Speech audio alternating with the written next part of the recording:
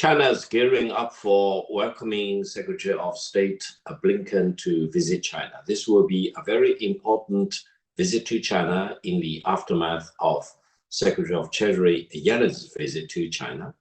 The advanced team of Secretary of State Blinken mentioned several things, including the war in Ukraine.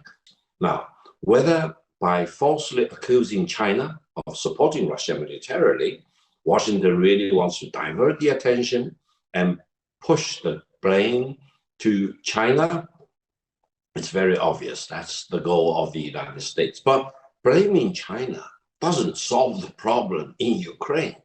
They keep lecturing China, they keep talking down to China, and they keep kind of trying to impose their version of the truth onto China.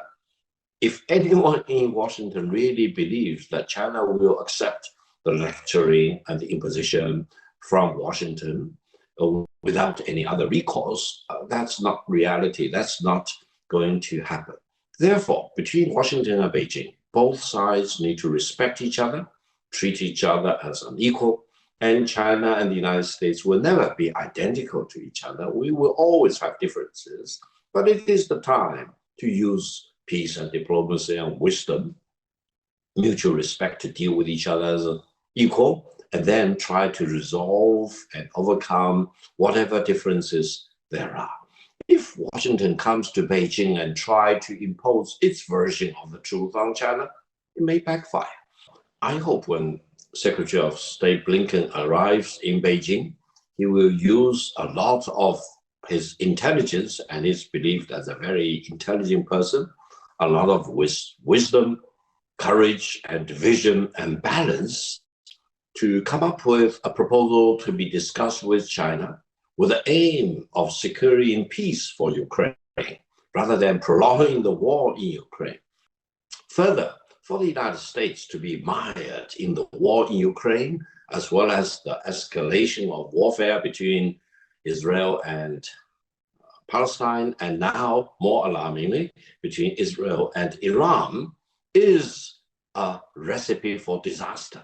Based on my understanding of the United States, it always conducts three things at the same time: diplomacy, war, as well as intelligence. And sometimes these three pillars reinforce each other and override each other. Therefore, either between China and the United States, or between the United States and Russia, or regarding the war in Ukraine, as well as regarding Gaza and Iran, don't be surprised, the United States is very actively using these three different legs: diplomacy, military, and intelligence.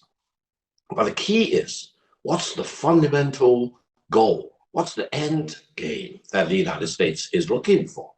For the war in Ukraine, I think anyone with any decency of the mind and ABC in geopolitics will urge Washington, don't overreach too much, because this may be a situation to cause the unraveling of many situations in the world, to really move from peace to war, and to regional war, and to total war, and to a world war.